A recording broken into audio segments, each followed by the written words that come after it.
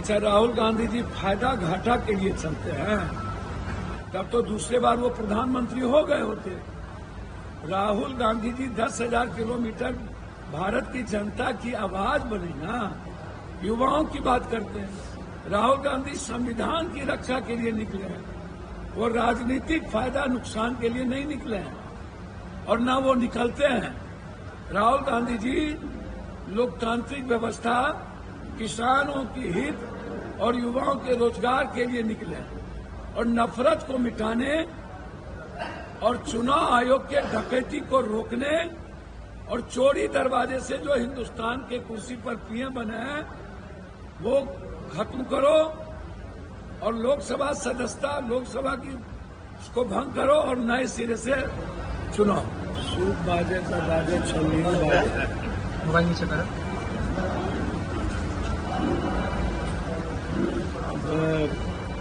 इनको अपने पिताजी से पूछना चाहिए, महावीर बाबू से।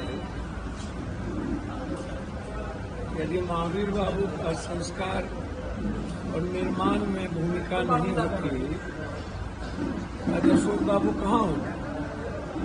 और राहुल गांधी जी का सहयोग और राहुल गांधी जी का वैचारिक संस्कार अशोक जी में नहीं होता तो आज अशोक जी की पहचान नहीं होती। अशोक जी को पुरानी बात नहीं भूलनी चाहिए, पुराना चावल ही पंथ होता है। वो भी प्रदेश अध्यक्ष रहे हैं।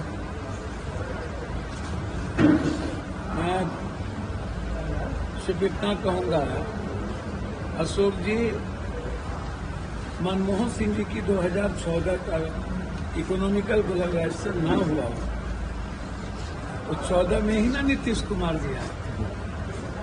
पूरी दुनिया को मनमोहन सिंह जी ने, कांग्रेस ने बचाया जब आर्थिक मंदी थी, और जब देश डेवलप कर रहा था तो उस वक्त नीतीश जी की भी शुरुआत हुई। जब 10 साल मनमोहन सिंह जी की सरकार रही तो उसमें आर्थिक रूप से बिहार को भी मजबूत किया गया।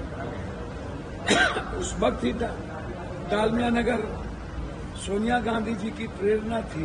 उनको बताना ये चाहिए कि कांग्रेस ने जितना फैक्ट्री दिया, चीनी मिल दी, 40% चीनी कांग्रेस की रीजन दी, अब 4% चीनी,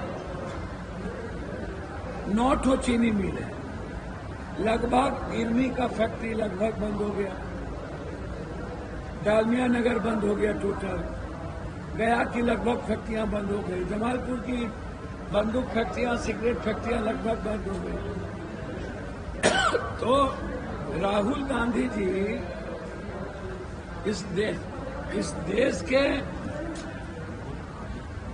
एक वैसे क्रांति पथ के पथिक बन गए हैं जो इस हिंदुस्तान के 140 करोड़ की जरूरत बन गई, उसकी खुशियों का, उसके मुस्कुराने का, संविधान की रक्षा का, लोकतांत्रिक मूल्यों को बचाने का, किसानों की हिफाजत का, युवाओं के रोजगार का, बेटियों की सुरक्षा का, गरीबों के अधिकार का, आम आदमी को आर्थिक आजादी का।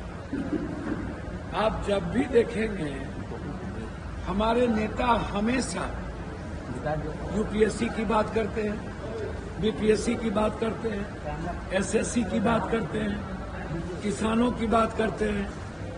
हमारे नेता हिंदू मुसलमान या नफरत की बात नहीं न करते। हमारे नेता जात पात की बात नहीं न करते हैं।